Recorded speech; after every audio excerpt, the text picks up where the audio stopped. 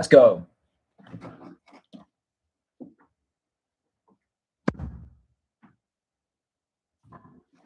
We're back, y'all. We are back. We're back. We are back in another.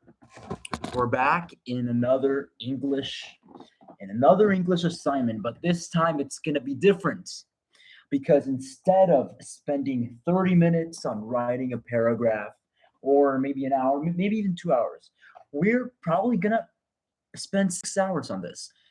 I don't know how long this English assignment is going to take us, but what I do know is that we are not sleeping. We are not sleeping until we finish this assignment. We're not going to sleep until we finish. And the thing is, it's already 9. It's already 9:30, so it's getting pretty late. But I don't care if we go to sleep at 11, if you go to sleep at 12, even 1 or 2. Okay, maybe if it's 2 a.m., I might consider sleep. But really, I mean, I probably will have already been finished by then. I'm probably gonna make my bed because it's a little disorganized. Why am I finding just random piece of toy weapons in here? My brother messing with me, bro.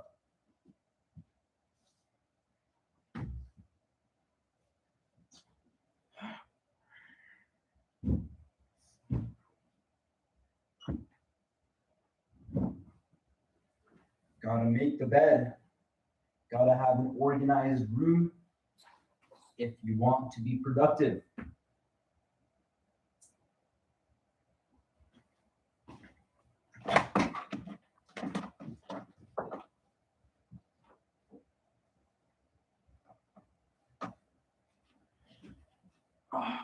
Okay. It's done. There we go. Oh, hold on. Go for it.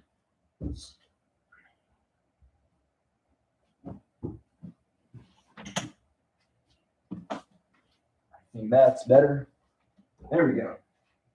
Let's put our pillows.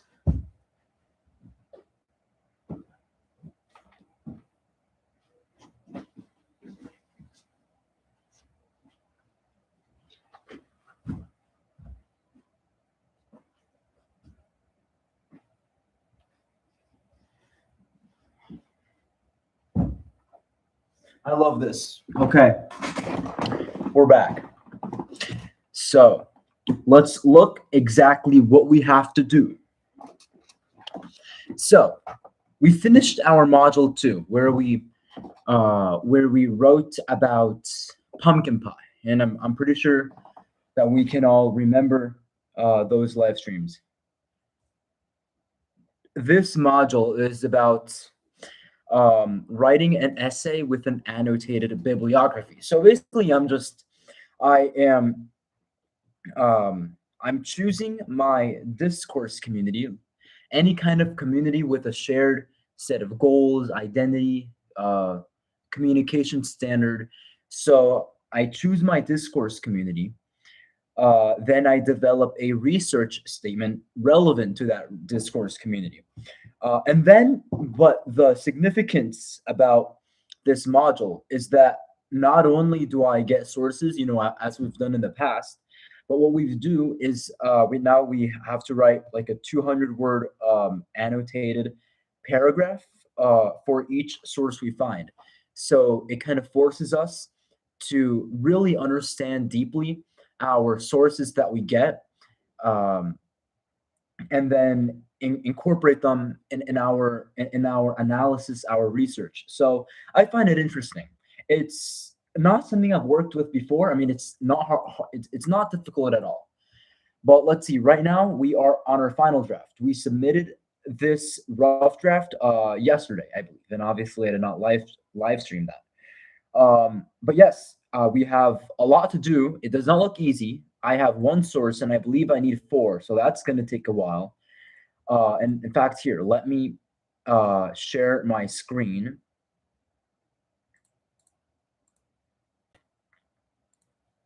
Yes. So what we see here. So this is a PDF of my rough draft. Nothing impressive or anything. Here we have another source that I considered using here, it's so cool that in the ASU library, they actually allow us to use like an AI research assistant. It isn't as sophisticated as ChatGPT, but it's for sure something. I mean, this has helped me um, get sources much faster than simply scrolling and scrolling and scrolling. Anyways, so here is our assignment, 3.12 final draft. Let's see. Here you'll submit one document that includes the final draft of your annotated bibliography and then a writer's note. The writer's note is simply a reflection on the difficulties, on my experience in writing this document. So it's no biggie. Uh,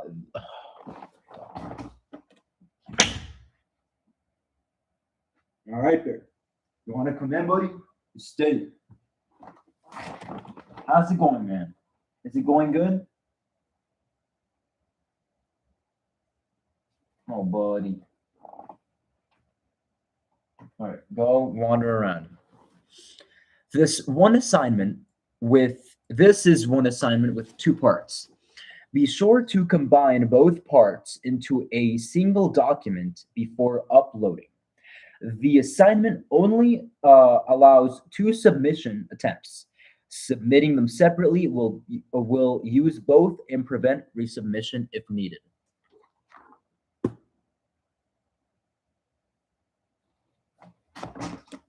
Hey, buddy, are you gonna go up? No? Whatever you want, dude, okay?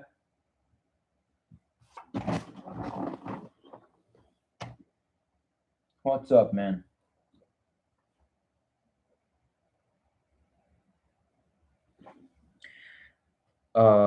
You can review the project description in here. All right.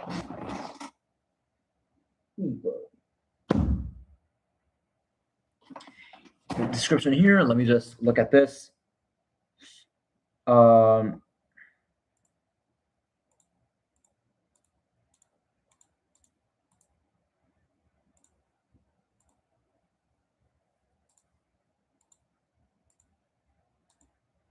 Yeah, I think we understand all of that.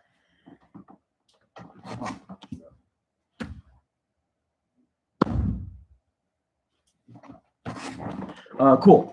All right, we are on the right track.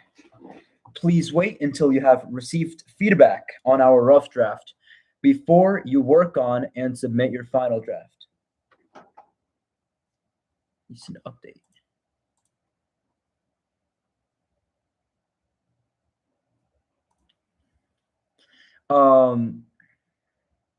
As you prepare your final draft, the second part of this assignment is your writer's note reflection. All right.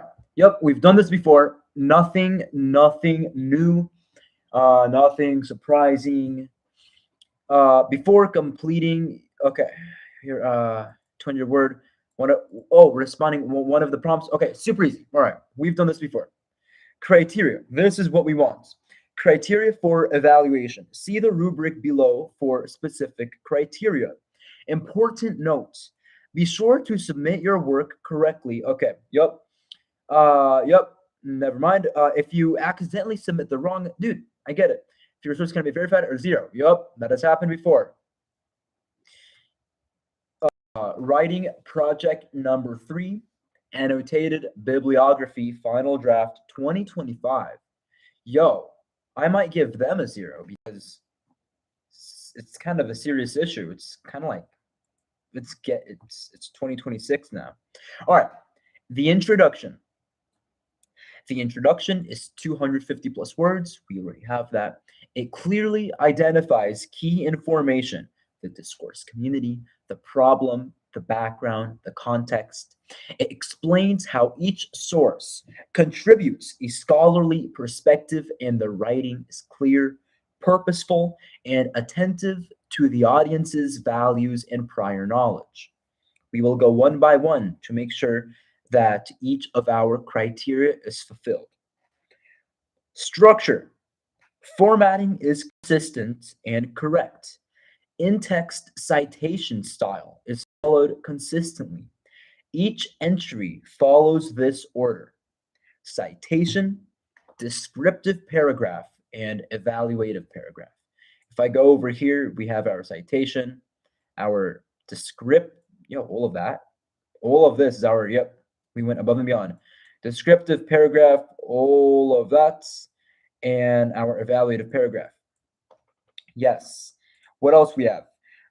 Each entry includes a complete and properly formatted MLA or APA citation with minimal to no errors. Interesting. Find interesting. I mean, obviously they will take points away if you get like a minor error. That's why it's 14 to 16 points. Entries are alphabetized. Alphabetized. Alphabetized.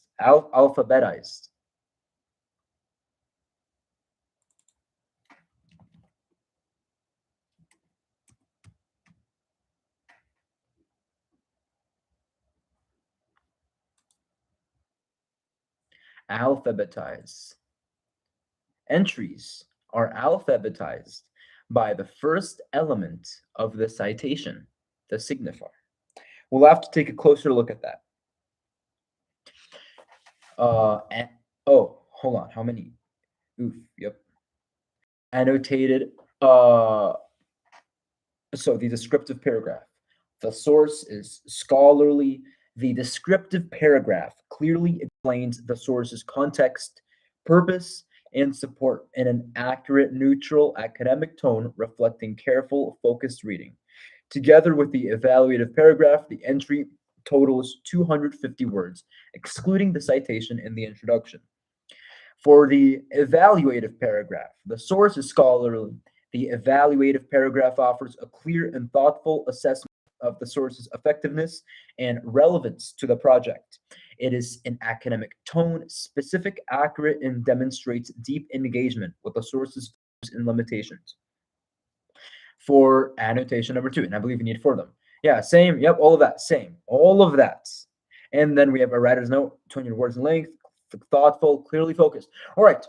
There's nothing extraordinary in here. So this, I mean, it might take a while, but there isn't anything new we're learning. I mean, I'm actually worried that this seems too simple that I'm kind of missing. I'm kind of missing things. I mean, this is why I want to get the feedback now. So what we're gonna do now, in fact, I'm not even sure if I'm gonna submit it after I think I finished everything. I might just do everything in my might to satisfy these criteria. I'll look over anything else I've missed, but then after this, I'll probably just leave it until I have actually received my feedback, because who knows if I'm missing something big and I have not noticed it.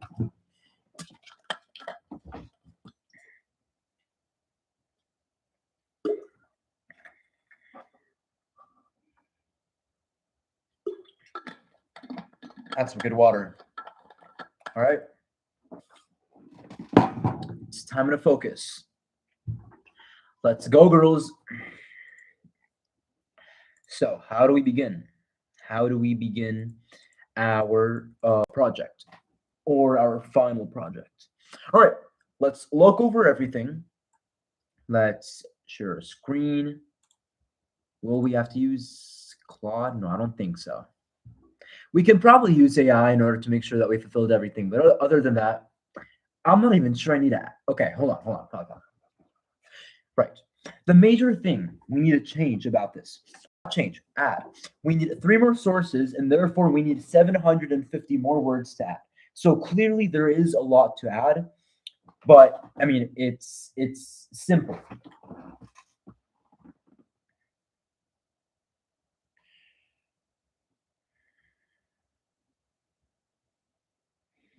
Private questions asked.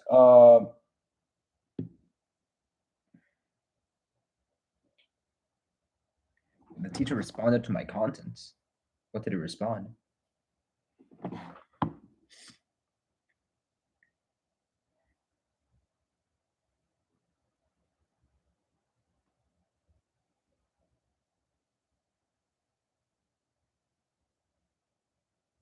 right, it's fine.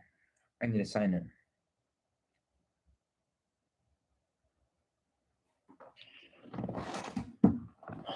Did he grade?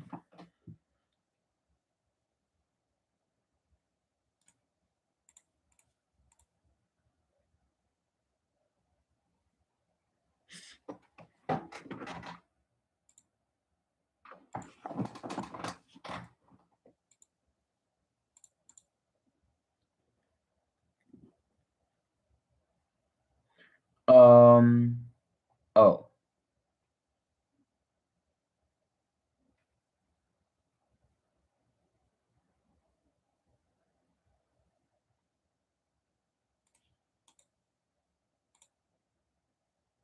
cool. Awesome. We're good. Let's do this. So the introduction is 250 or more words. That's 285 words. So, criteria number one, fulfilled. It clearly identifies key information, the discourse community, the problem, the background, context.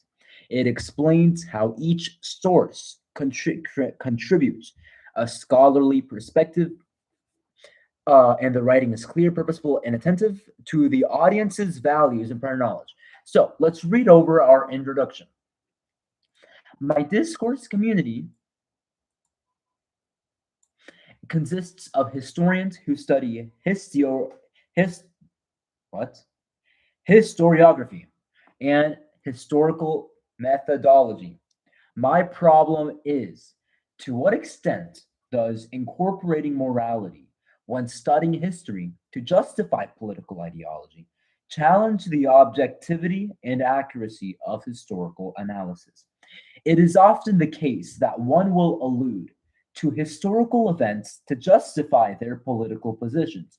In these cases, the approach of using history typically will not be objective and holistic, resulting in poorly formulated analysis of history. Numerous studies in the discipline of historical methodology have raised concerns to do with whether it is possible to maintain objectivity when alluding to history. Let's stop right there. So, we clearly identified our discourse community in the first sentence. We have identified the problem right here, very clear. The background, we are talking about our background right now. We are talking about the context. I believe we have fulfilled that very well. It explains how each source. Now let's look about whether I talk about the sources in our introduction. That's probably something I will need to. I mean, I actually don't think I did this when I submitted the rough draft. So I'll probably have to either change that, and then I'll also have to talk about my other three sources that I'm going to use. So, the field of history is one that seeks the pursuit of truth and objectivity in order to understand the current cultural, sociological, and political environment of the world. However, when the goal becomes the justification of a particular ideology, history shifts from a tool for holistic truth to one of justification, often leading to a cherry picked and bias selected historical interpretation of history. The discourse community I picked, which consists of historians and their methods of studying history, seeks to understand whether it is even possible to study history from an objective standpoint at all. This is because every historical source that formulates the entire scope of our historical understanding was written by historians with numerous cultural and sociological bases. Our understanding of history is thus based on these historical interpretations. In addition, my discourse community also seeks to understand whether it is possible to make sense of historical suffering and injustice without moral judgment. The article I chose for this annotated bibliography evaluates to what extent is moral judgment necessary to interpret history, and to what extent historical interpretation is shaped by moral frameworks. So, even though we did talk about our article, it was not very substantive compared to how substantive I talked. What compared to how much I talked about everything else. Uh, what? Yeah. For example, I think I should integrate talking about the sources when I'm talking about the background and the context and all of that. Okay, we'll have to be wise about that. But cool. All right. So far so good. We will begin finding our sources right after we talk about the structure. So formatting is consistent and correct, and text citation is followed consistently. Okay. All right. So far, so good. Mm,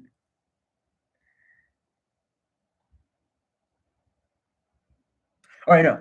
All right, everything is good. So now let's focus on finding sources. This is probably going to be arguably the most difficult part of this project, but it's the best. And 44, and we're already finding our sources. I thought that we'd have to change things, but actually not really. We're actually doing a really good job. Let's see. So I asked the AI research assistant from ASU Library, what are two sources? Okay, no, no, no. Hold on.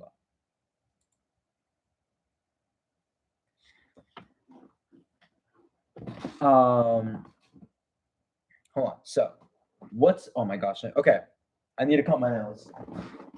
Mhm.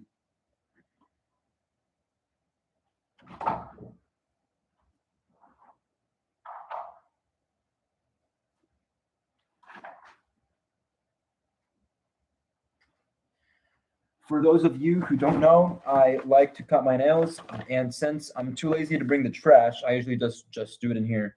I know it's very weird, but hey, I mean, we are writing an essay, so you got to do what you got to do. Well, that was a big one. All right. Oh my gosh, oh that hurt. Oh great, that did not look good. Let's do it a little softer, bro.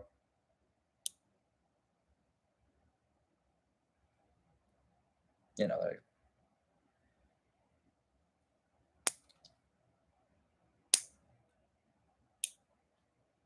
no. Oh crap, that hurts, bro.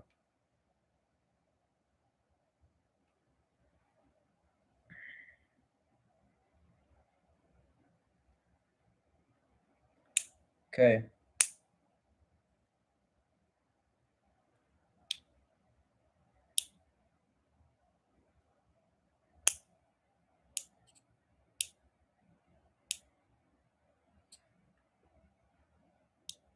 All right, good. Let's do the other hand.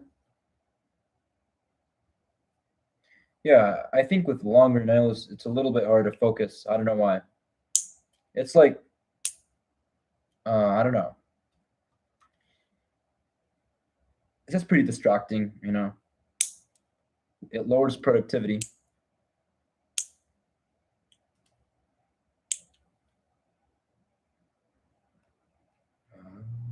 Oh wow, I'm dropping a bunch in my pants.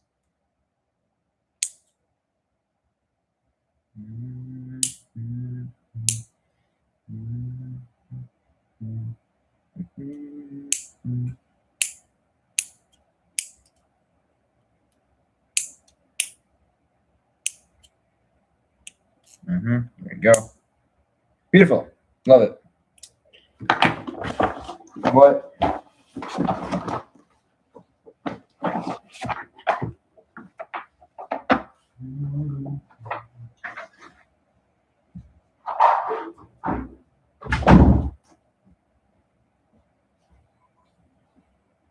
Okay, let's continue. So, what do we want to do? Our sources don't have to be, they don't have to answer the question. Sorry, they don't have to answer my research question. They don't. Actually, all my sources have to do is simply contribute to the understanding of to what extent does incorporating morality when studying history to justify political ideology challenge the objectivity and accuracy of historical analysis. So maybe we can have one source about simply methods of historiography. We can have another one about how morality plays into historical analysis. We can talk about one, maybe the history of historiography, something like that. So I think we're all good. So provide me sources about, but not limited to histo. How do you spell it? Histio or histio what? Historiography. Oh, historiography. Graphy. What I talk so yeah, historical methodology, um moral judgment during historical analysis. What else?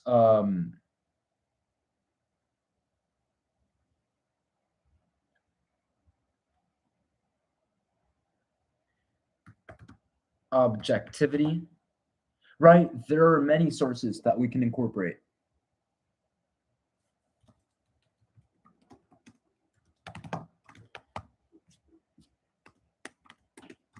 Make sure.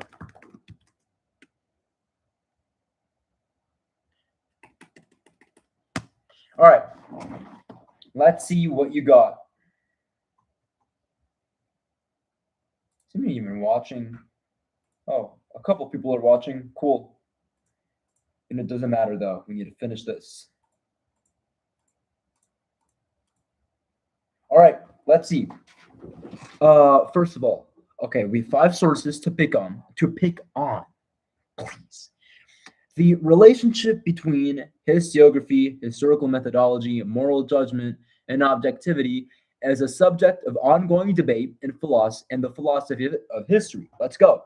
Historiography is understood not merely as a passive recording of facts, right, but as an interpretive practice influenced by conceptual frameworks, narrative choices, and value laden presuppositions. I completely agree. Historiography, yeah, I mean, the study of methods to analyze history is not simply black and white. It is not simply right or wrong. There are many ways to study or analyze history because history, let's see. I mean, even though history is subjective, it isn't like math, which is simply right or wrong. There are many ways to see history, to apply, apply moral conclusions. Many ways to see history. So historiography is much different than simply right or wrong. It is not recording facts. It is more an interpretive a practice. There are many ways to interpret or analyze history, all of that. To conceptualize frameworks. Yeah, I love that. Cool. Let's continue. This interpretive nature implies that ethical considerations cannot be entirely excluded from historical writing. Ah, yeah, nice. Okay. Although uncritical moralization is cautioned against. Right. We're not simply going to go all for moral. We're not going to use moral judgment 100%, or we're not going to analyze history only using moral judgment because obviously that's going to be very subjective and we're gonna lose seeing history from an objective standpoint. Um, a balanced approach termed critical objectivity or committed objectivity is proposed, which combines fidelity to evidence, contextualized sensitivity, and ethical responsibility without issuing definitive moral verdicts. This approach aims to foster reflective, pluralistic engagement with the past, enhancing historical memory and narrative justice while maintaining scholarly rigor. And um, that's exactly what I was talking about in my rough draft. The thing that this source that I felt failed to do was give a specific set of criteria to determine how much moral judgment is healthy and at what point does it become destructive for historical analysis. So even though I love what he's saying here, a balanced approach, I believe that if we want to be rigorous in our explanation, it is very important to specify what a balanced approach means. Um, yes, so I mean it's easy to say ethical responsibility and all of that, but like we could have to be a little quantitative. Cool. Let's continue. Different okay, historiographical traditions offer varying perspectives on moral judgment and objectivity. Right. There's not a right one. There's not a wrong one. The reflective. Oh, okay. So, oh wait, don't tell me that you're gonna. Oh, great. Yes, the thing is that I used this source, but it's all in Persian, so I can't really use that. And what it sucks is that looks like everything that he's talking about here is all dependent on this research. The thing is that this article is in Persian. It is not accessible in English, therefore, it's not considered verifiable.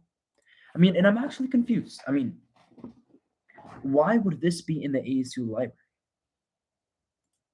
And it kind of sucks.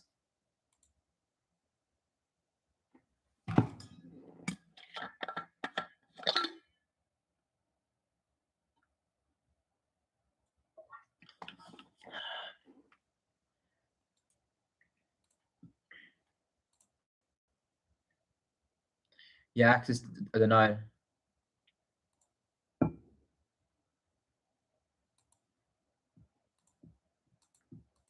Yeah, it's not verifiable. I mean, it's a great article. I loved it. Sadly, it's not verifiable, so we can't use that for our research.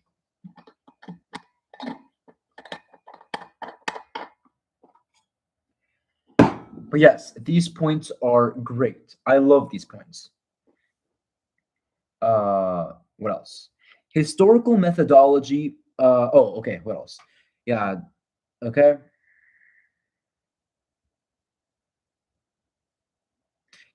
That's great. I love that. It sucks that we can access. Uh-huh. All right. Historical methodology is also discussed in terms of its foundational role in shaping relations to the past. Historical research is seen as invoking past perspectives of meaning to render reality intelligible. Nice word. Emphasizing the primacy of a method in okay, I don't know, enabling historical understanding. All right, cool. No, I understand the overall premise of that paragraph. The concept of objectivity in history is further nuanced by the notion of engaged objectivity, which reconciles objectivity with historical engagement and commitment.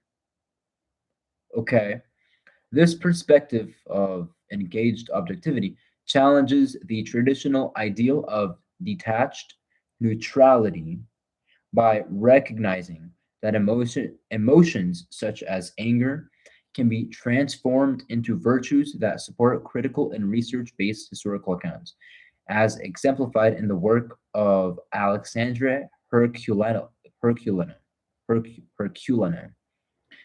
Finally, the historian's profession general reluctance to examine its own methodologies is noted, with calls to focus on practitioners who successfully embody the discipline's role, suggesting a need for more explicit reflection on historical theory and practice. All right, gotcha. So we can't use that first article. Let's think about this one, historical judgment.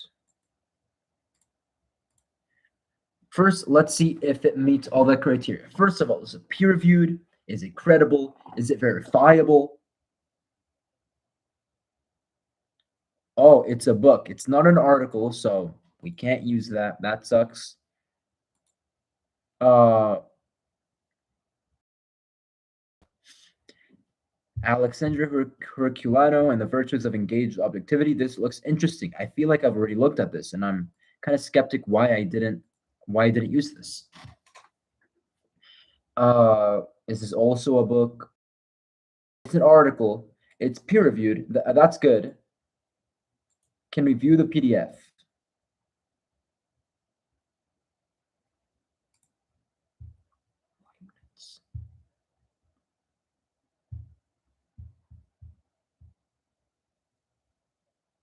All right. It's verifiable. It's peer reviewed. It seems credible. All right. So here's what we're going to do. I think we found our second source. All right. Let me just read the abstract to see if it's relevant. Historical objectivity is a polysemic concept whose, oh my gosh, what in the world is polysemic? Like what, multiple meanings or?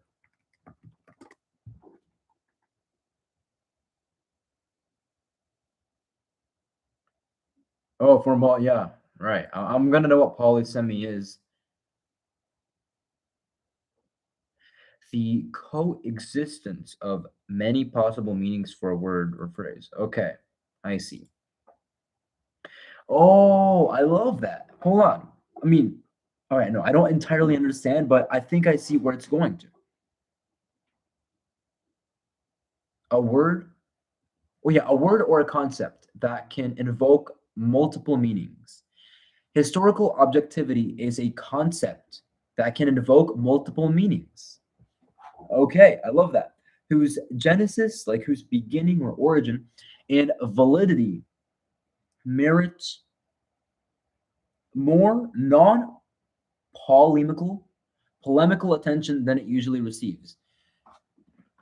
So, so historical objectivity's origin and validity merit what give more verdict attention. Okay, I think I understand what it means, although I don't exactly understand the way it's phrased.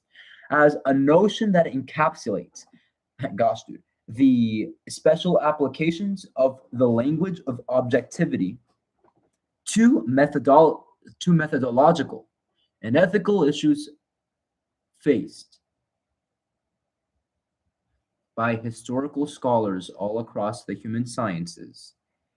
It will be addressed here from a perspective that combines conceptual history, history of ideas, and theoretical reflection. A peculiar mode of claiming objectivity will be at attitudes often regarded as mutually contradictory, objectivity and engagement. Okay? My main assertion is that from at least the mid 19th century, a new avenue for historical thought was open as a few intellectuals challenged the traditional requirement that historians be written sine ira et studio. That probably means something like with moral judgment. And especially as they did so while at the same time upholding a strong commitment to the value of research. I intend to show in the mode of engaged objectivity. Wait, where did we define engaged objectivity? It was here. Uh, reconciles objectivity with historian engagement and commitment. Let's see. Where were we?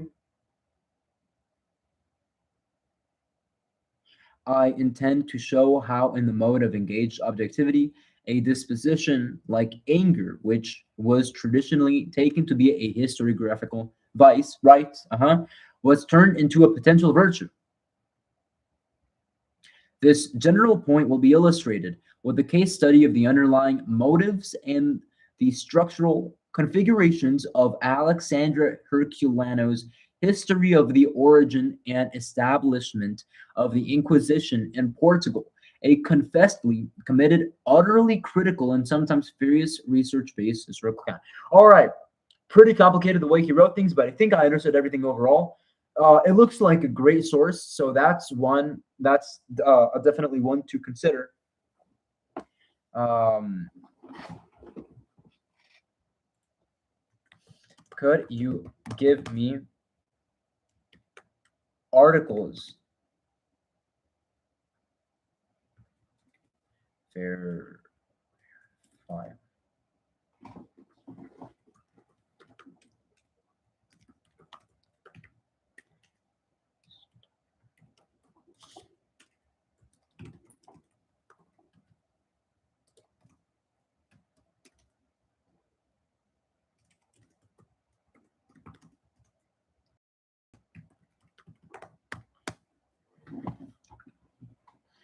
Uh,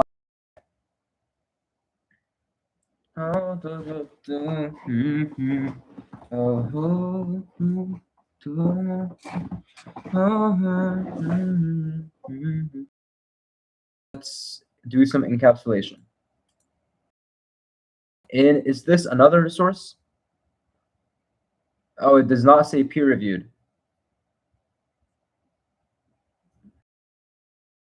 Not that. Let's do. Oh my gosh, did I actually write it like that? Source one.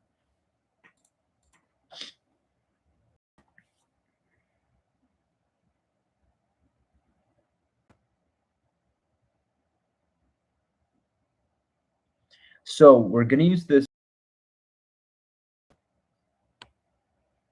I've never seen this one. We actually, dude, let's go. This looks like. Let's first make sure that it passes our criteria. Peer reviewed, that's good. Let's see if it's verifiable. View PDF. Fingers crossed. Redirecting. ASU authenticate. Okay. Let's go. It is verifiable. It's credible. Let's look at the description to see if it's relevant. And really, we can make it relevant. You know, we can find one thing that the article talks about in order to incorporate things in our research. Critical analysis of moral judgment in history in education using whatever as an example. For this purpose, he examines arguments for and against passing judgment on past. All right, I love it. Second, close look. Okay, that shortcomings of these approaches. Proposed three cognitive acts. Okay, the first cognitive act distinguishing moral values from practical. Okay, number two, examining consensual aesthetic. Okay, I love it. I love it. That's gonna be our second source. Dude, stop. Why can't? There you go. Source two. We already have two sources. That's incredible. All right, let's find one more. I love this. Dude, how did I not know about these sources? There are great sources here.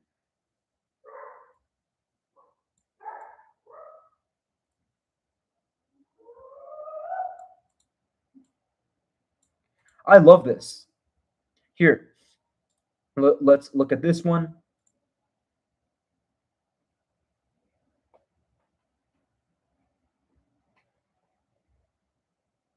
All right, I also love this one as well. All right, so here's what we're gonna do.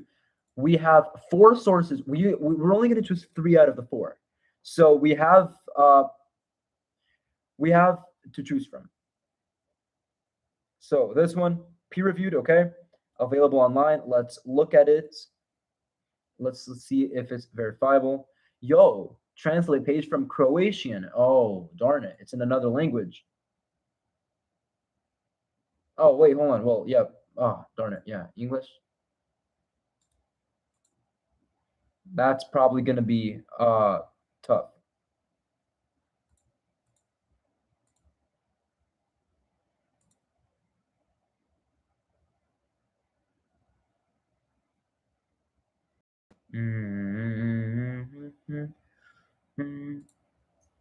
All right, that one we might not use it, but we'll see.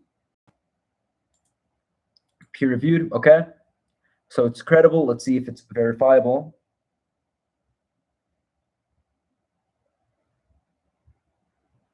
What's this?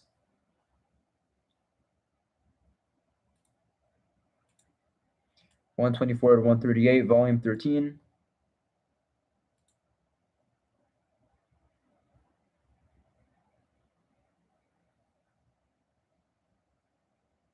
I mean, there's supposed to be 14 pages here. Oh, great. I don't know what I'm reading. All right. It's fine. It's fine. It's fine.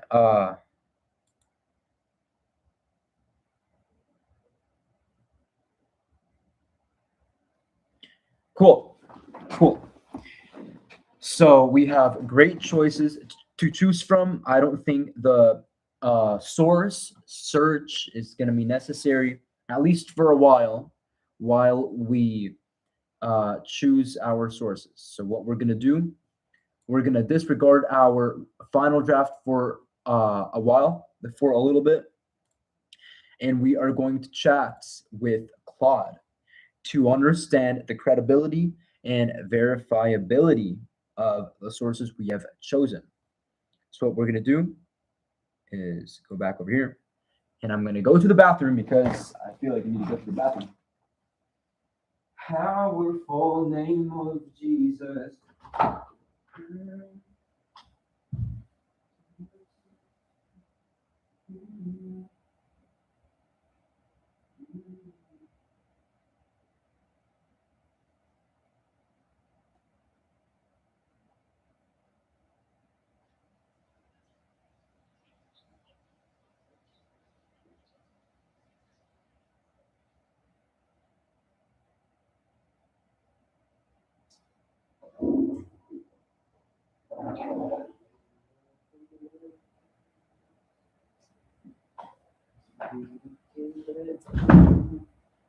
Look where I'm standing now. Okay. Let's see.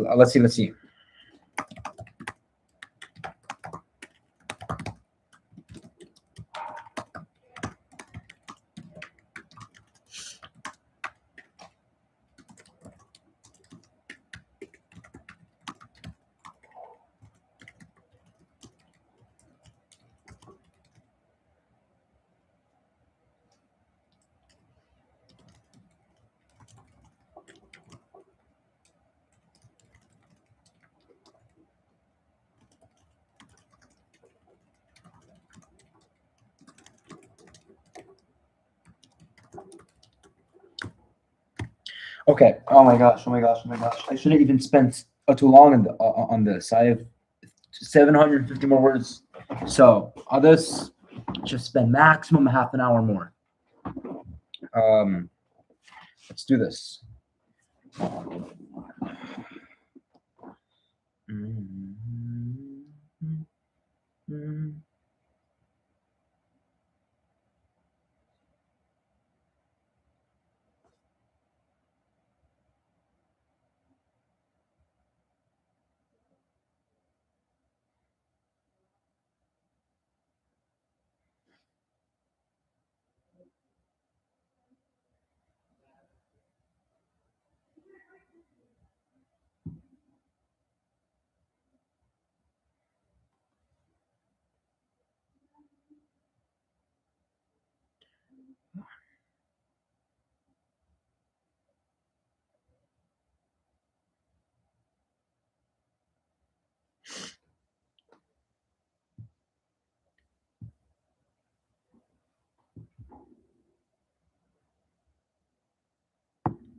Okay.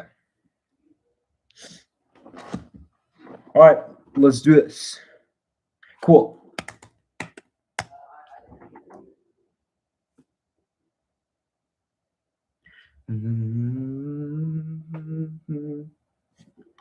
All right, let's first see this one. Is this source number one? Yeah.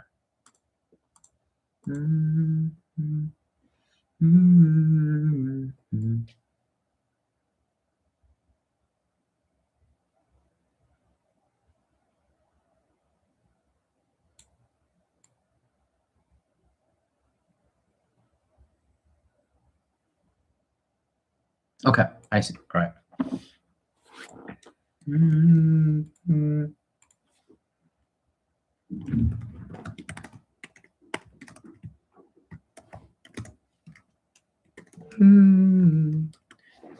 What?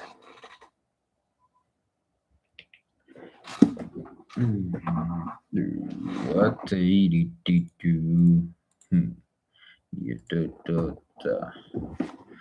powerful name of Jesus.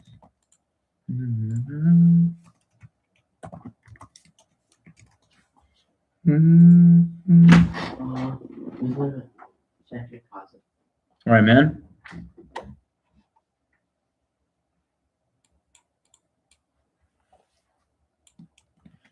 about the shine shoes? Over all of them, Yeah, they should be on one side. the shine shoes. Let me see. Like, there's nothing. You can't find anything there. Or over here, I have two opposed ones. But yeah, Here, I'll take this one. I knew. And then I should have more. Like that. I think that. Because I don't see anyone in Willows or Mary Oh, that's fine, Poppins yeah. or I did probably as all of them. Sound of Music. You can get a trick. You're listening to me. Alright, I love you, bro.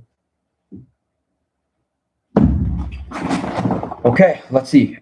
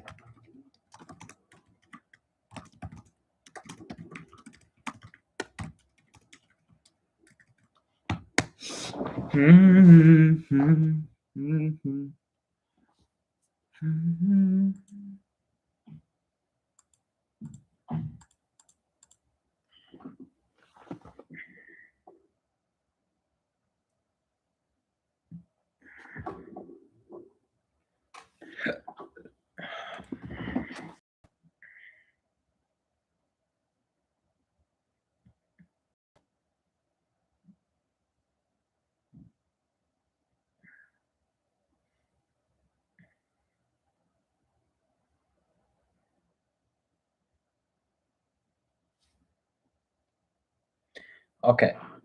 Verified and strong. This one's a keeper, detailed, confirm. Awesome. Okay.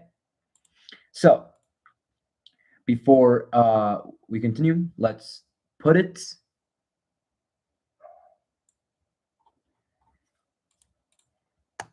So first, let's put our reference citation. So Assis, Arthur, Alphix, English. Cool, cool. It's awesome, man. Okay, I'm sorry. Is this last name then first and middle name, the way they're saying it, or is this a simply like? Hold on, what? Oh, okay. Okay, why am I not this?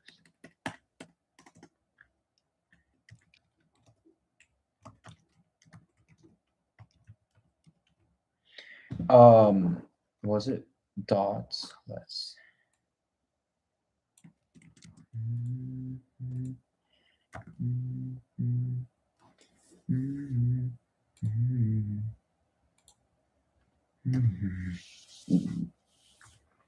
How does it go?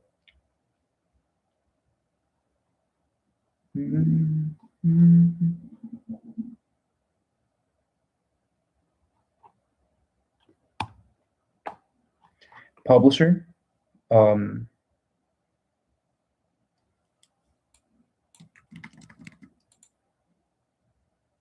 Gotcha. And then we put a comma. Okay.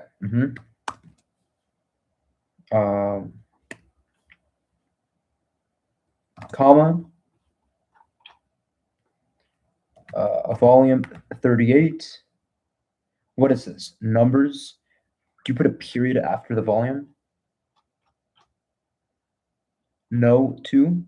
All right. This looks like number 3 to 4. Oh, but not 3 to 4, I think. Page 260 all the way to 283. Yeah, 23 pages, and here's 24. So identical. And then we have of course we have the dates. Oh, the date before the page number. We have ASU library. All right. Anyways. And this is what, July 2025, early. Okay. And then let's have our link, our landing page. Is it the, or is it?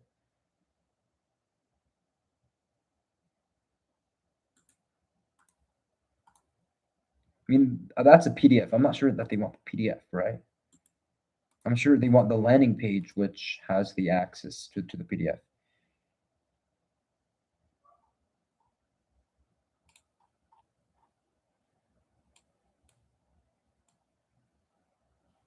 All right, for now on, I'm just gonna put this.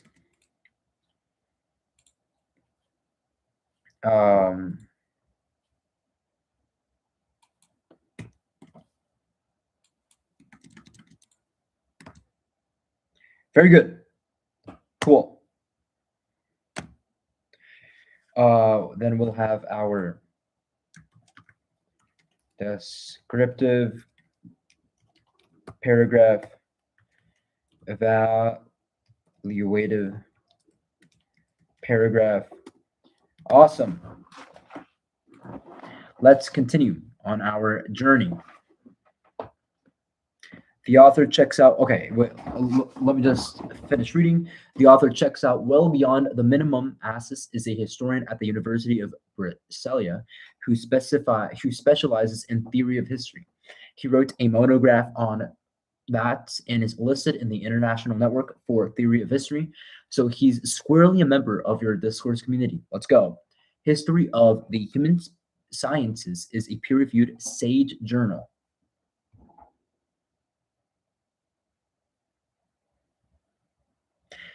Gotcha. That's the journal, right? Oh, the journal is History of the Human Sciences, and the article is Engaged Objectivity. I love that. On relevance, this is the best match of any source you've considered, including Kotkin. The keywords literally include moral judgments and impartiality. But notice which side of your question it argues. Your problem statement predicts that commitment corrupts. Commitment. What? Is commitment another word for moral judgment here? That's probably what it is. Yes, history used to justify a position becomes cherry-picked.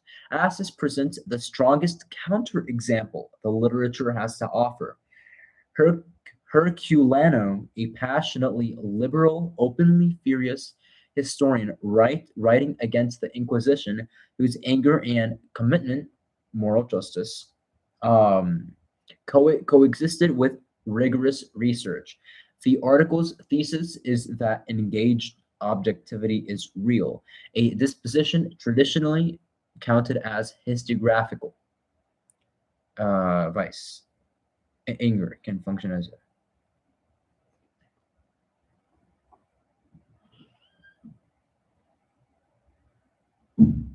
I love that. I love that. Okay, before moving on to our other sources, let's actually now let's just write our paragraphs now. Cool. And in fact, let's use exactly what he wrote. So, descriptive paragraph.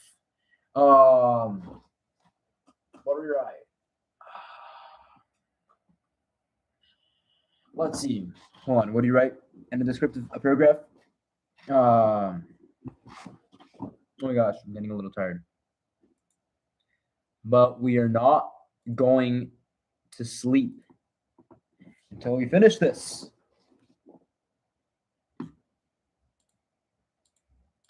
Let's see. All right, what am I looking for? Please, let's think a little clearer, David. Come on.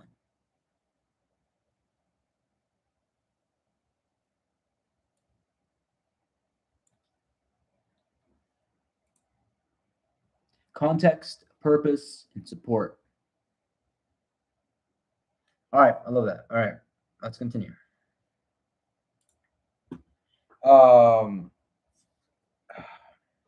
So, descriptive paragraph. I trust Claude. The author of the article, Assis, is a historian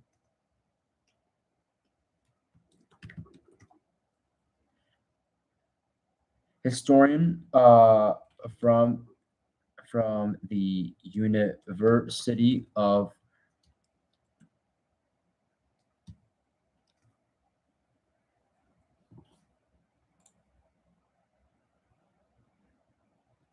Brasilia, my bad. All right, what is theory of history? I'm curious.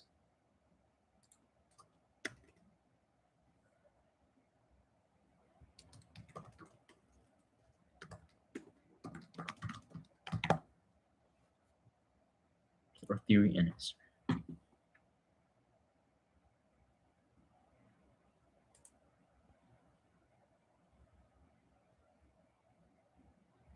Or philosophy of history.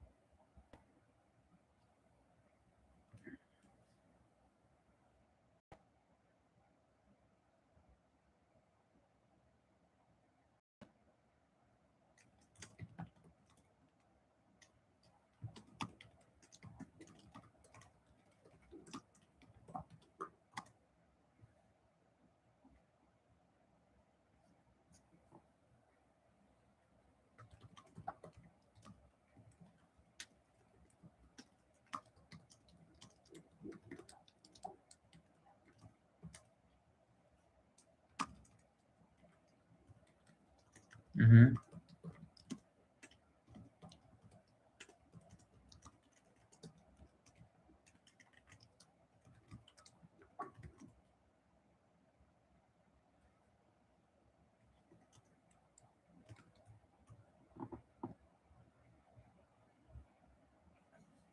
Cool. Mm.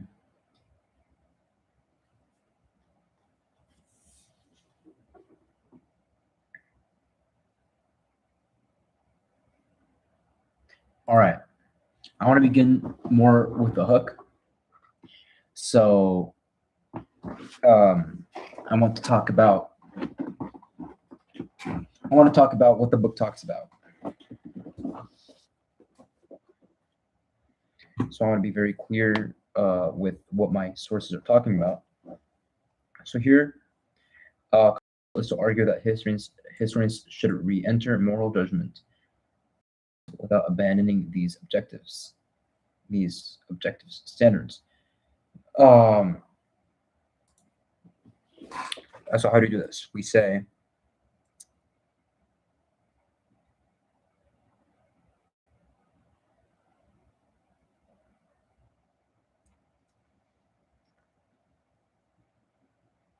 hmm,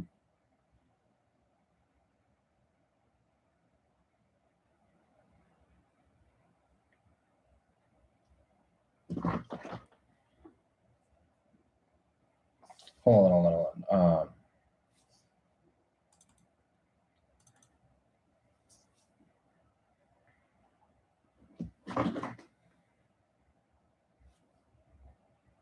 So this article talks about why historians, argues that historians should re-enter moral judgment, not why. It does not explain why. Mm, what this book does, from what I understand, is give a concrete example on why it's actually rather effective to use moral judgment. Could you tell me about what, or about the books, no, about the article's take on moral judgment and its place in historical analysis in one paragraph.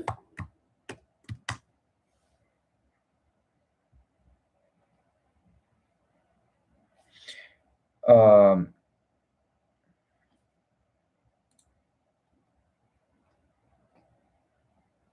oh, no, no, no. Stop. Okay. Oh, pause.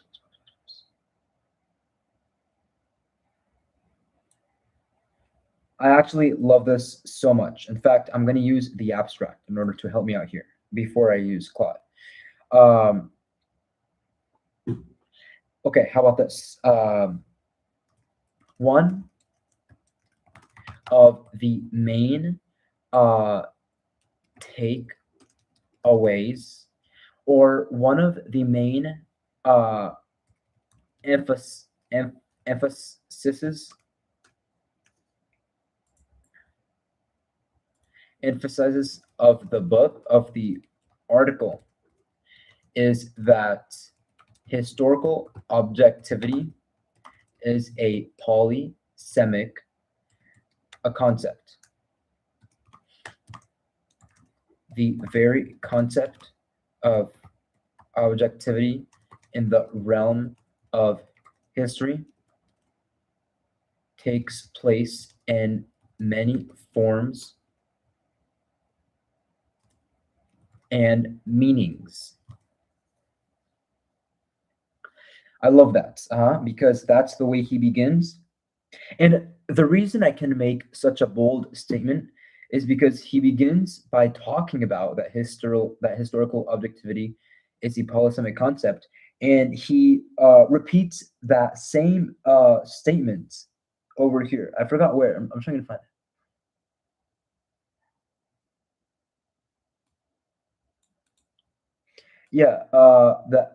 It will be addressed. One of the main issues faced is that it will be addressed. What am I saying? One of the main issues to be addressed here will be that this perspective engaged objectivity combines conceptual history, history of ideas, theoretical reflection.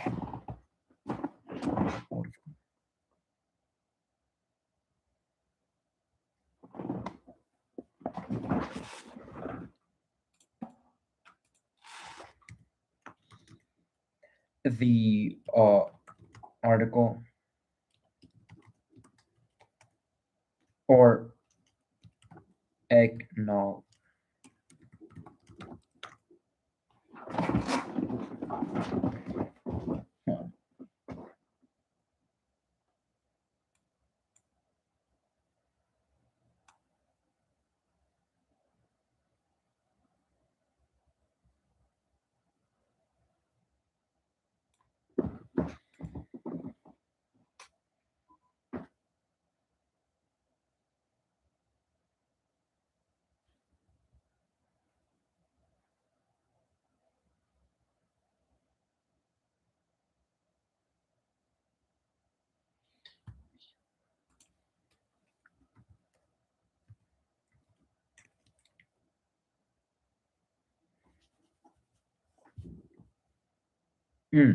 okay, so he acknowledges that that's an odd takeaway.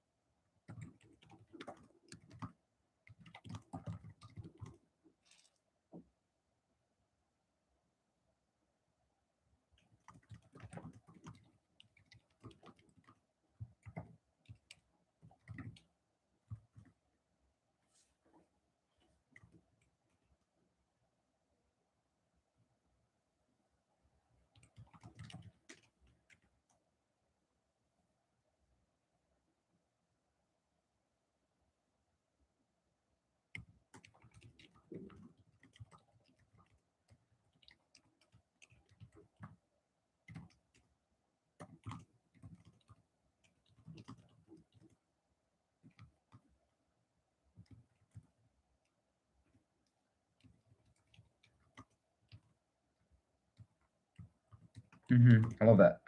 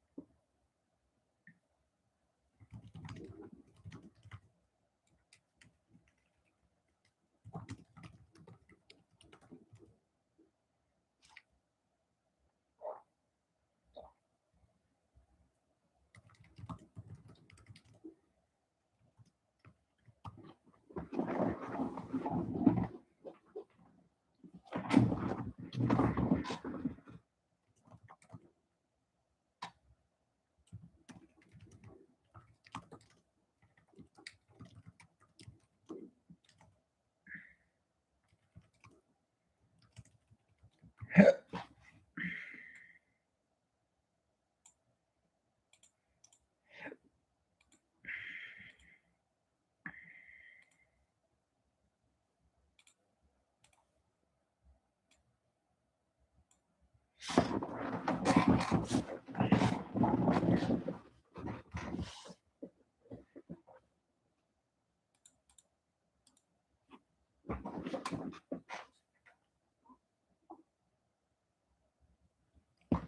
right. So we have our descriptive paragraph. Now let's compare this to what he wrote. Obviously, I'm not here to copy and paste anything. Based on the abstract of this article, I wrote what I understood. So I want to make sure that I understood everything correctly and that I'm conveying everything correctly. I don't want to get anything wrong.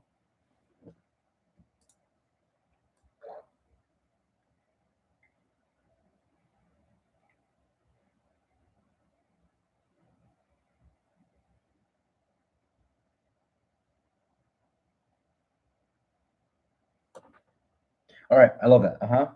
And it actually makes me more confident.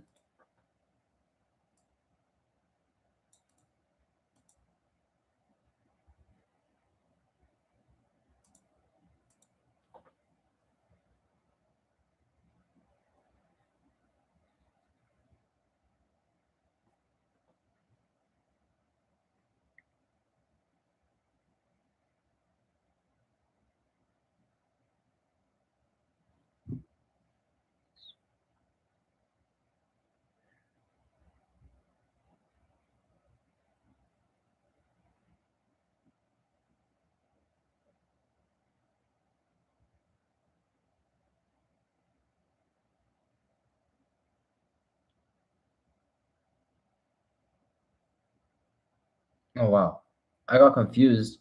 I thought Cine, Era et Studio was actually moral judgment, like with anger and partiality. Interesting.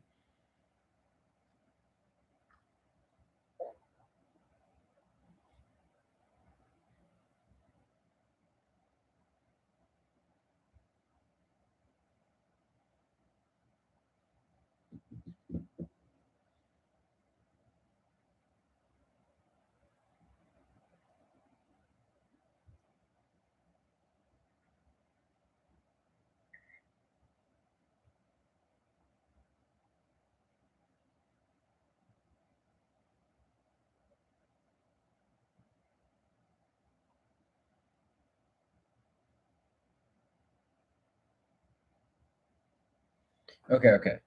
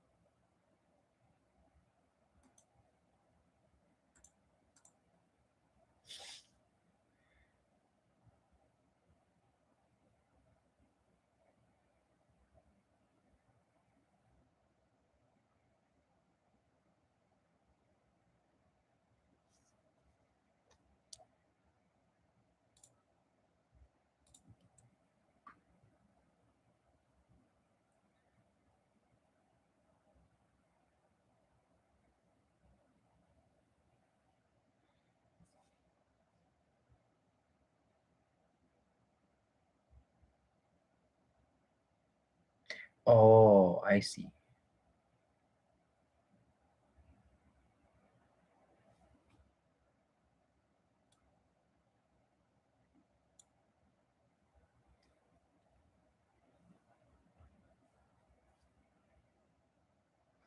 Oh, so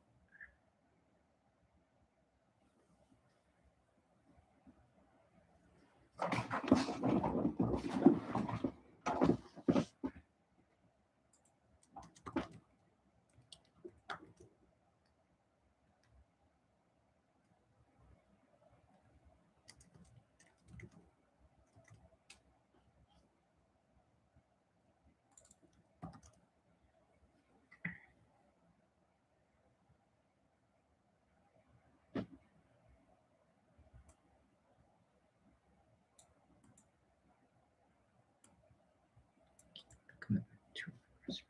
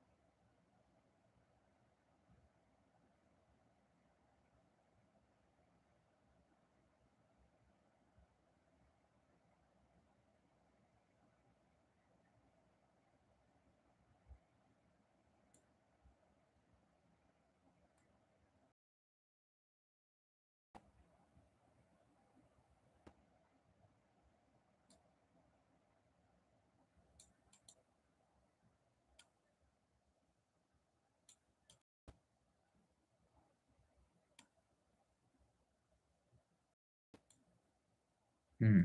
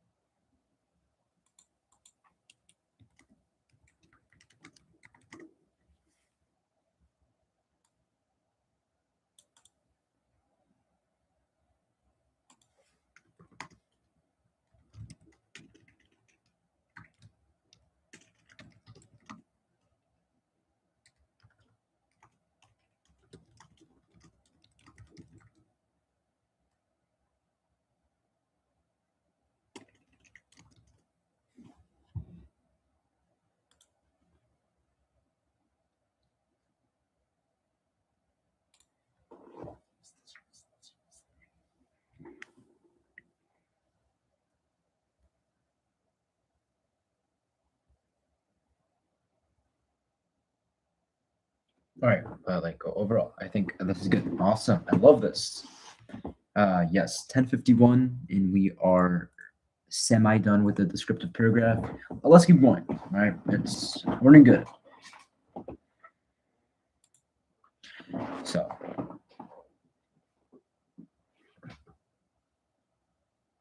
oh, okay. Thought I was gonna sneeze.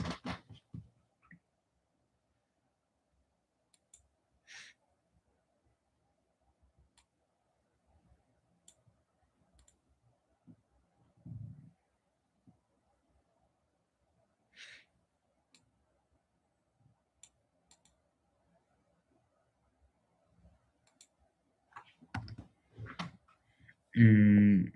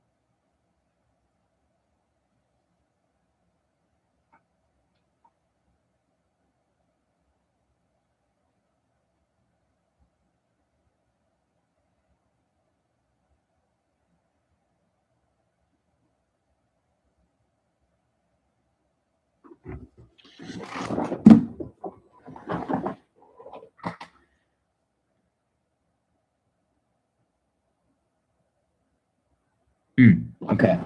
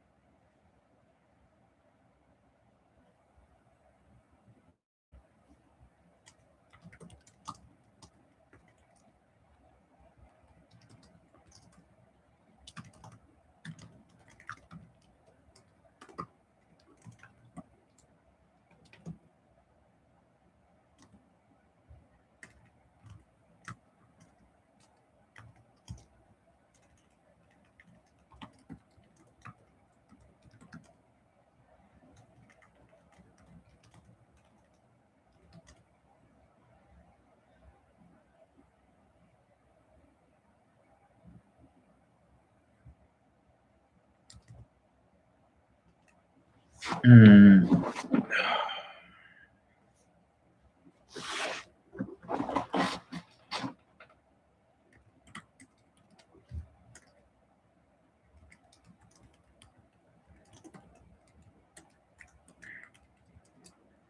Yeah.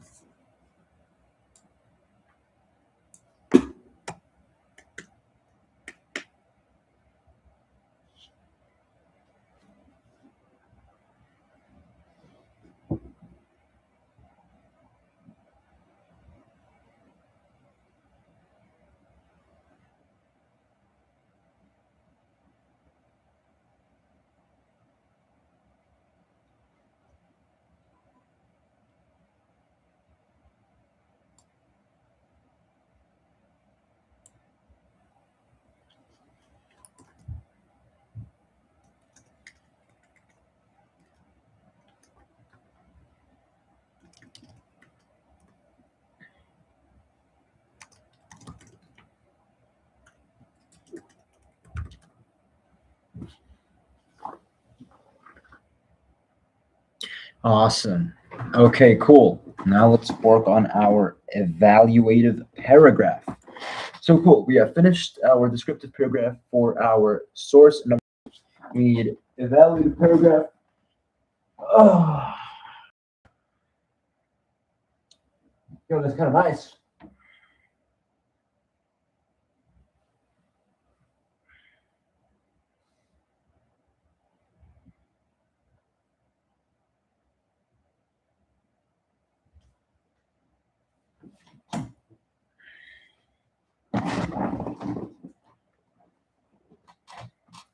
All right, let's do this.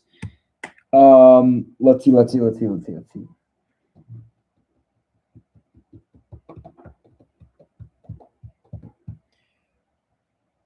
Okay, the evaluative paragraph. What? Okay, so first, relevance, strengths, weaknesses. Yes, we have a bunch to talk about. We have 230 words, so we actually don't have to make this very long.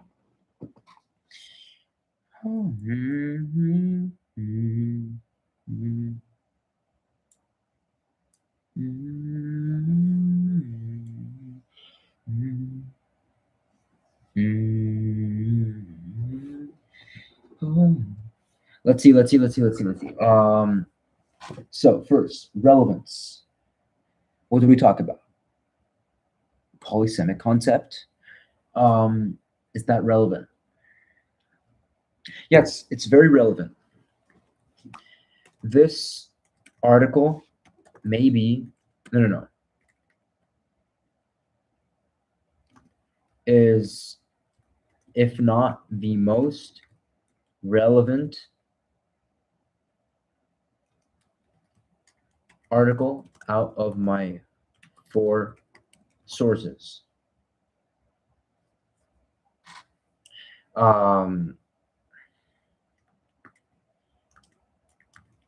Drawing a clear connection between the relationship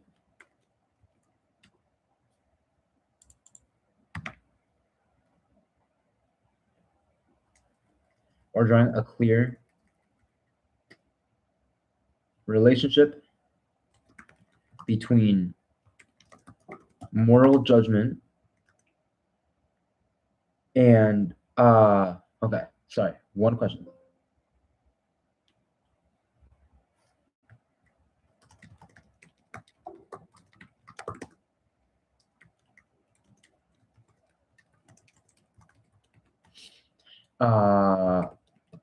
Let's see.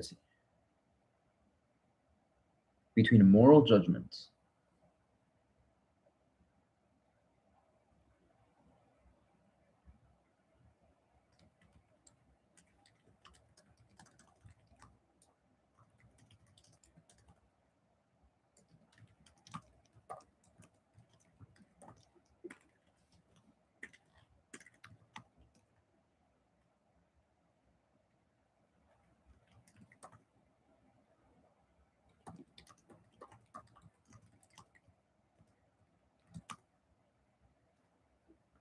should work anyways.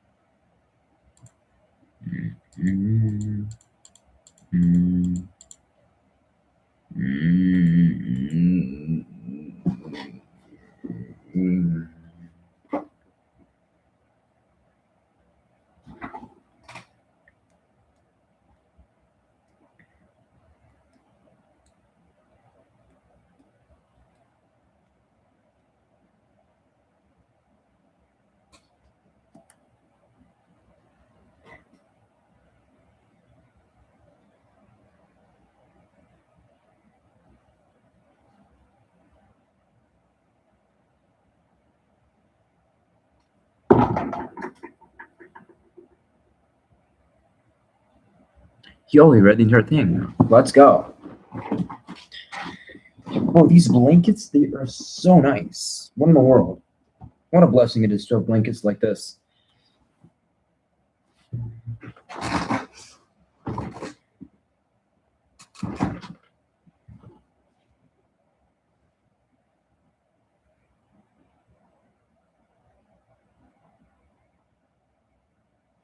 Oh, gotcha. I love that actually. Hold on. What does that mean? No. I'm not going to change my question, obviously, but I want to emphasize that I've I kind of I've been kind of asking the wrong question, you know? I love that. I love that. Drawing a clear okay, hold on. So, what is this article saying? It is saying that the question shouldn't be how much moral judgment can historical analysis tolerate, but instead it's saying that the right question to ask is what kind of moral judgment. Yeah,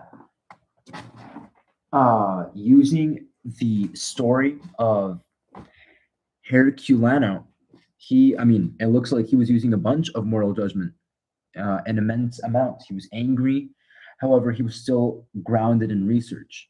It's saying as if um, moral judgment and maintaining objectivity aren't mutually exclusive. Like it's not like we have 100%, and the more we increase in objectivity, the less we have to use in moral judgment. That's what my question is implying, but that's what this article is saying. It does not work like that. So actually, I want exactly to talk about that. So drawing a clear relationship between moral judgment and maintaining objectivity.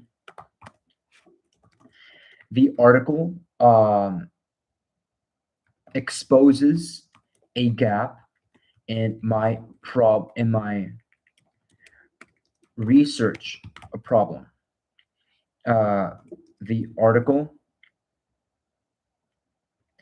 case study, yes, and that's where the case study becomes really relevant. It's the way it supports his arguments. The article's case a study um, shows how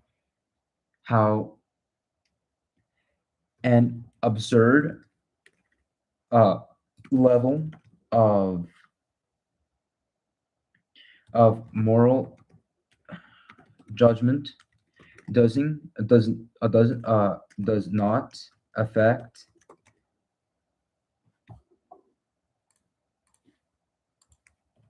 I want to make sure I'm using the right word.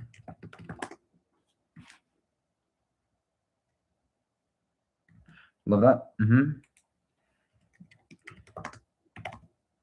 Of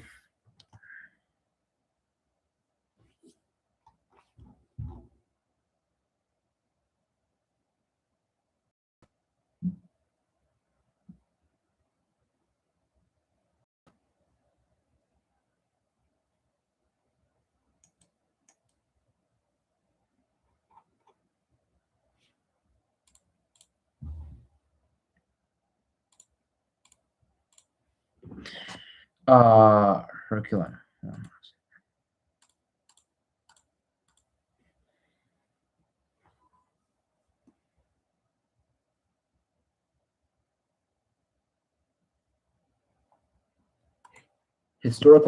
Historical account.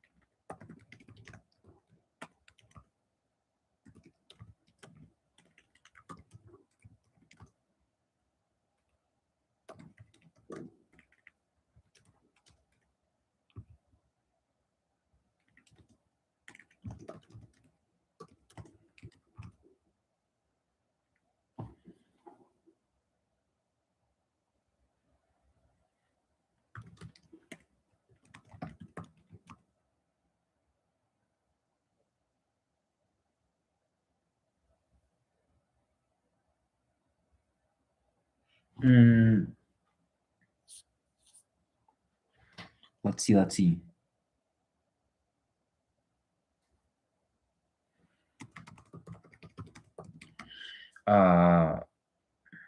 So now how's that relevant?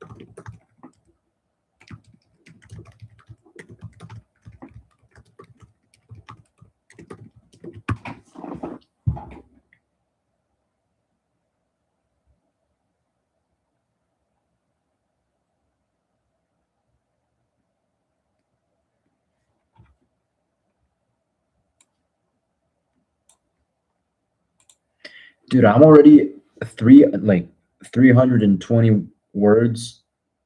Yeah, I don't think I'm done. Hold on. What do I have to add for the evaluative paragraph? Uh,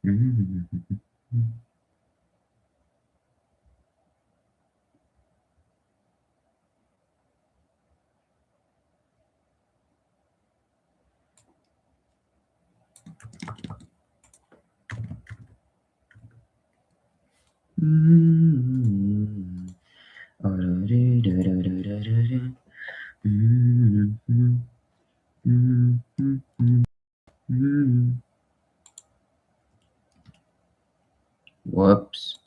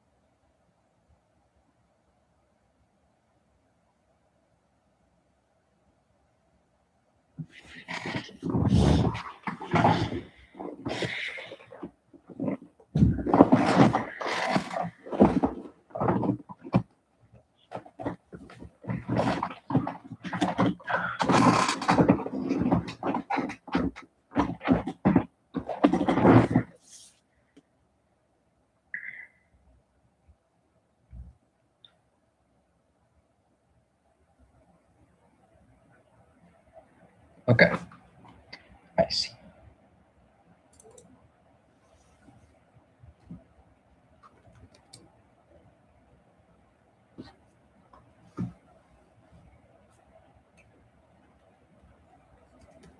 I like that.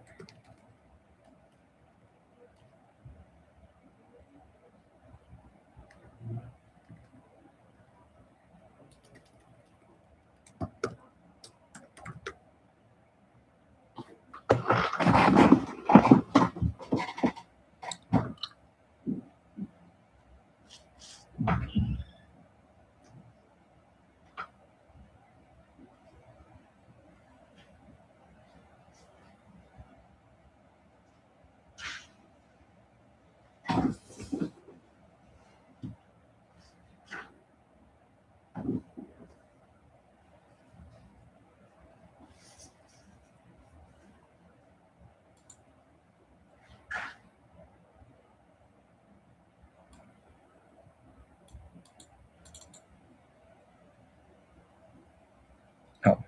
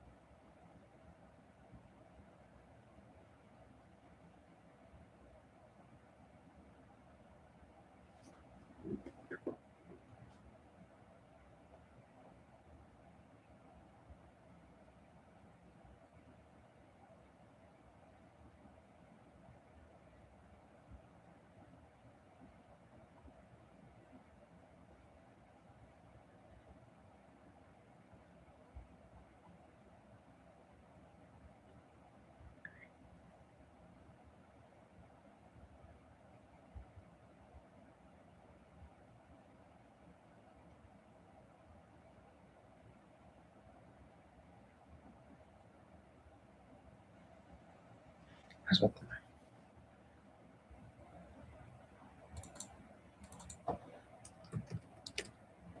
I like that. Hmm. That's what I'm missing. Okay. So continuing on for the source's effectiveness. Okay, well, I mean, I noted the relevance, but I think it was also, okay, I see. I see. If I'm going to say something about effectiveness, I might say it was effective at conveying this idea.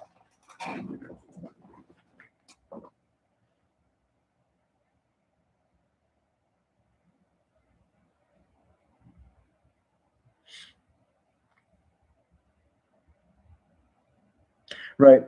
I agree.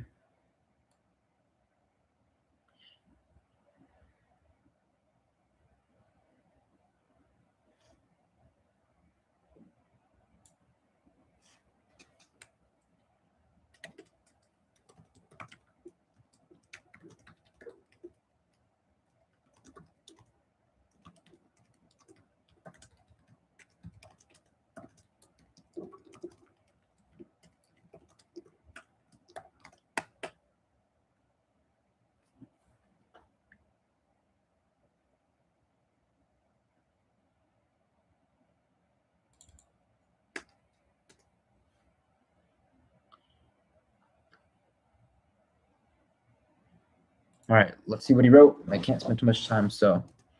Mm,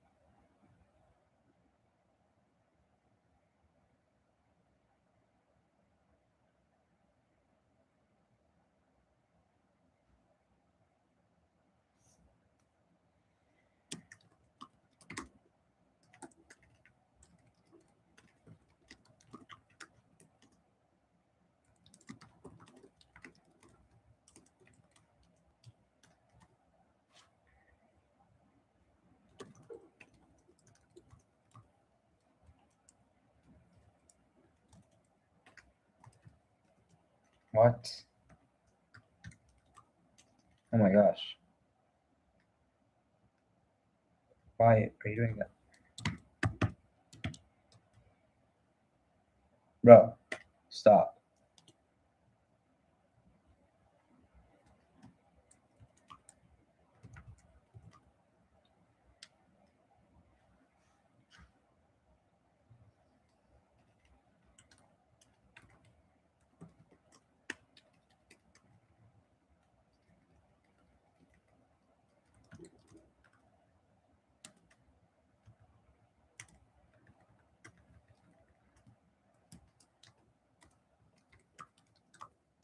Oh my gosh, stop.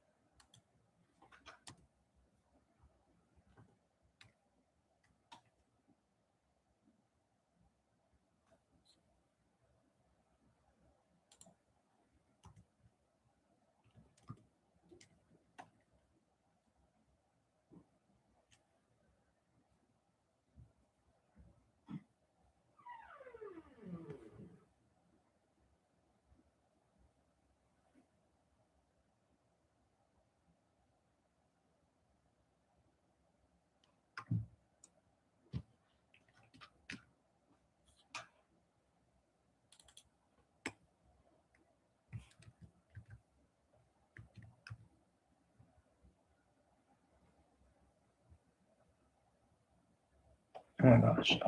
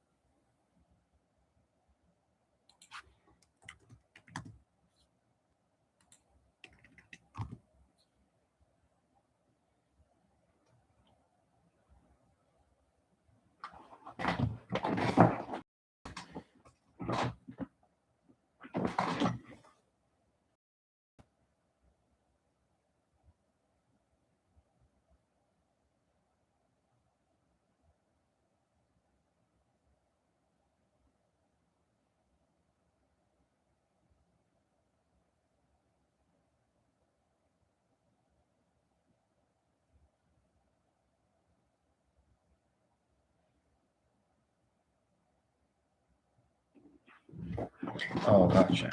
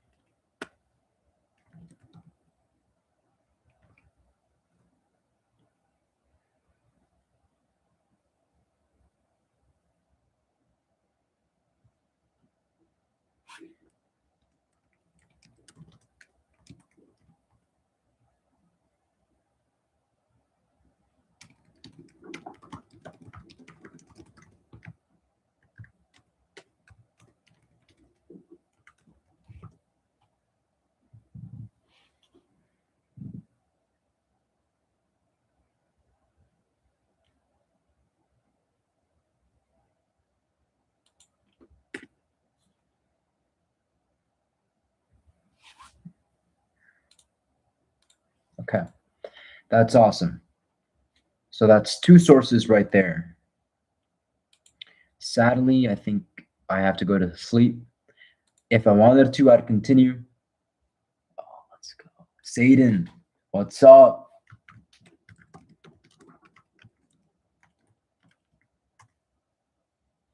It's good to see you, man.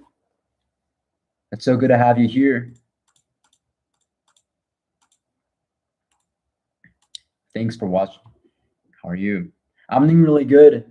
I'm doing really good, dude. I'm actually having a lot of fun at doing English. I never imagined that this would be fun, but it's kind of fun. How are you? Um, what's going up with you right now? What's going on in life? How's work? How's work? All right, cool, dude. Well, that's awesome, man.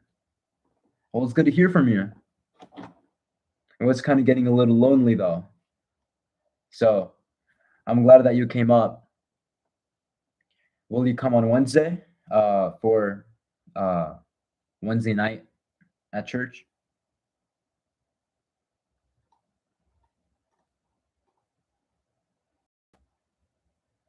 All right, man. Oh, you're working. Oh, gotcha. Okay. That sucks. Hopefully another time then. All right, Zayden. Well, it was good talking to you. I think I'm gonna make sure that my other sources work, and I guess I'll see you next time. All right. It was good. It was good talking to you.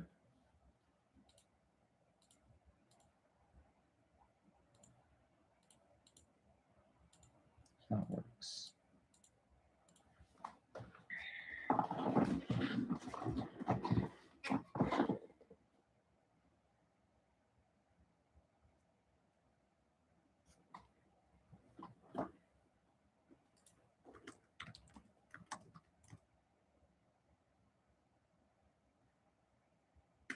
Oh, I'll be right back.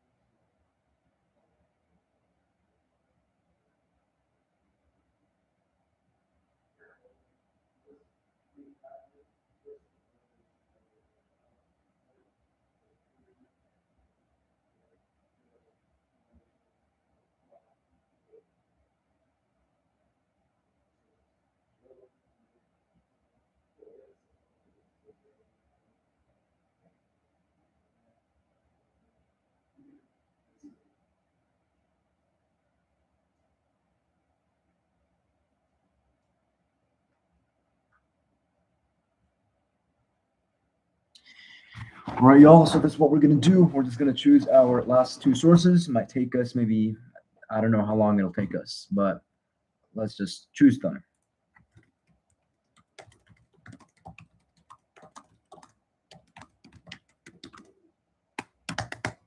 Um,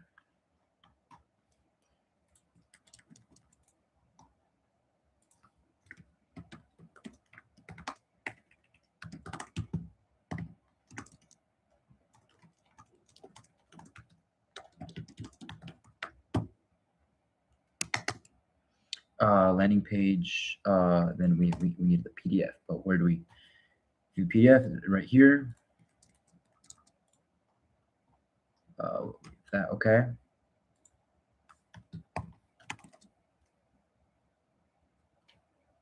Um,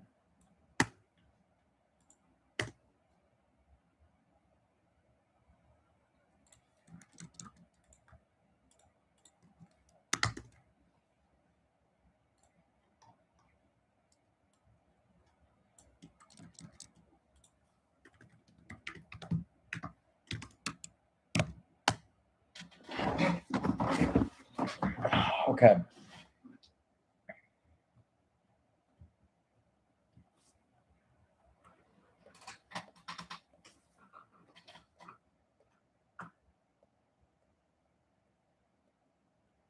Dude, it's 11:43 and I'm like wide awake. What's going on? Why am I like so sharp, you know? I swear I could literally pull up like 100 push-ups right now. And I'd still feel, I don't know. I mean, like, I could finish this if I wanted to. But you know, it's okay. It's all good. It's all good, bro. Let's see. So we'll simply look at everything we have to do. So we have literally two sources right now. This, I guarantee that formatting is correct. I guarantee that. Yeah, literally two more sources. So, you know what? I don't even know why I'm spending so much time on this. This is not even hard. I'm not even gonna lie. It's not even that hard. I mean, the hardest part is something that I don't even have to do. It's probably, I mean, this is a little more difficult than what the average person's probably doing.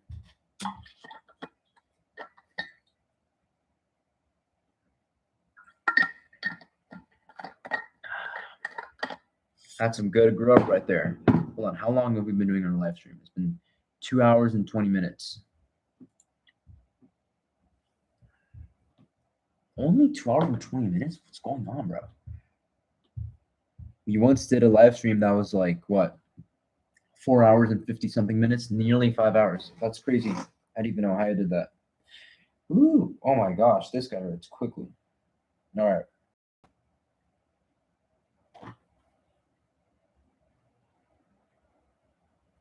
Earns the slot. All right. Let's do it.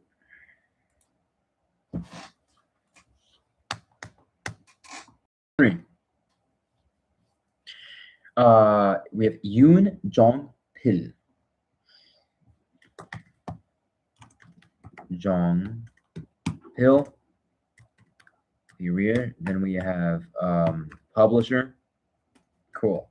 What's the date? Moral judgment in history, education, and historical positionality as a moral evaluator. The publication source is going to be that.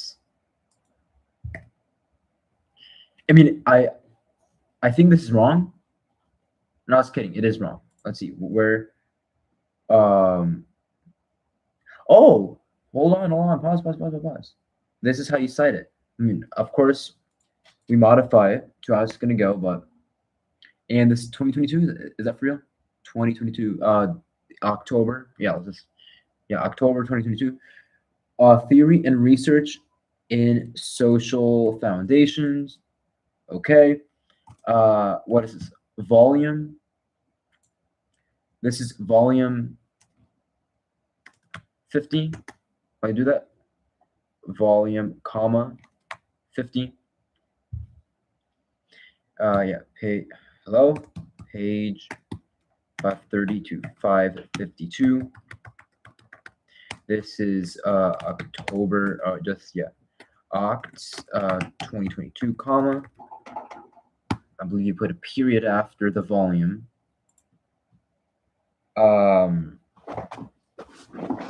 What is number 4? No, nope, no, comma 4. I believe it's like that. Oh, you put no period.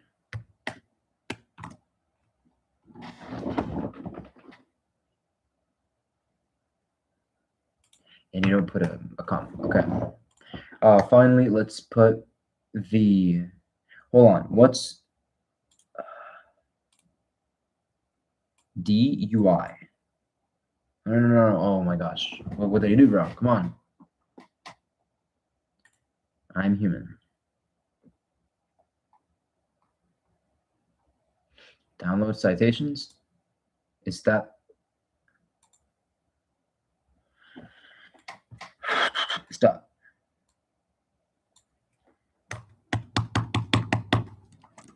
All right.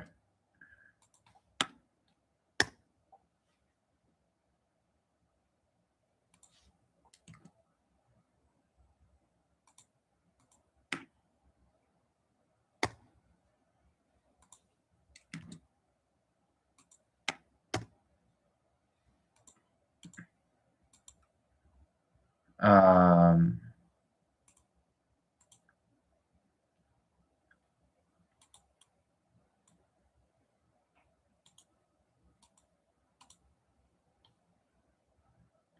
oh, that's the one he wants.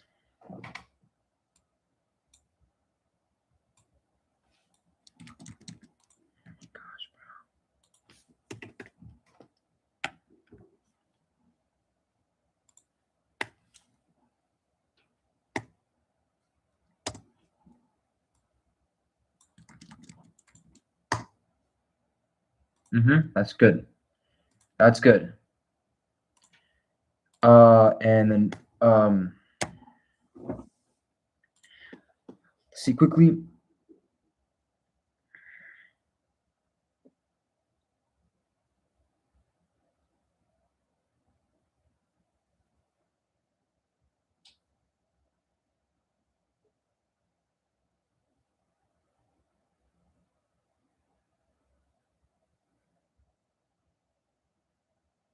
Love that. Okay. Awesome. And then here we simply have 2 more sources to consider.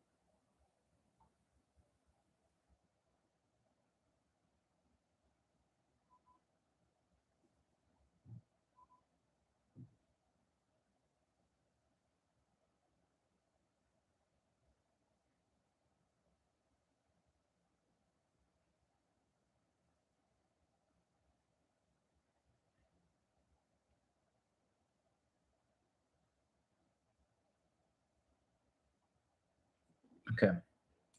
Let's check this other one.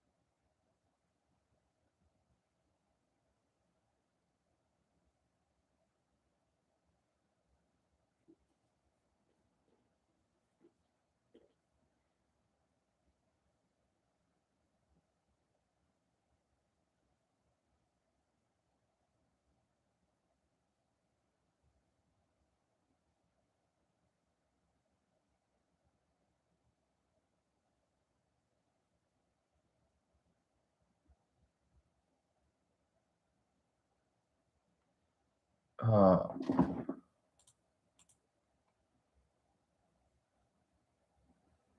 which is Kagero the Nigerian one? Yeah.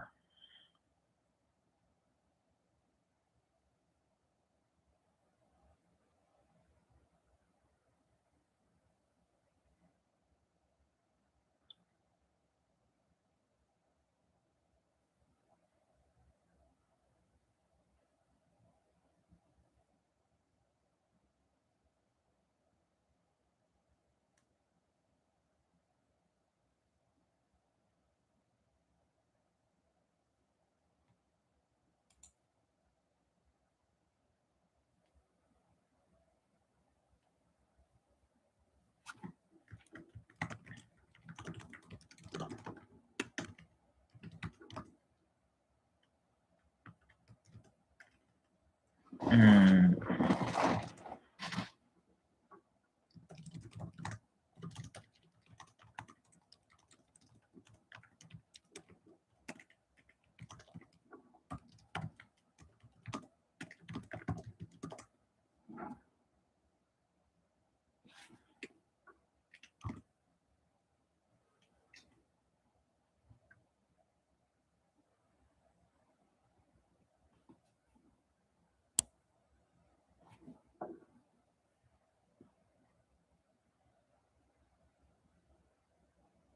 what was?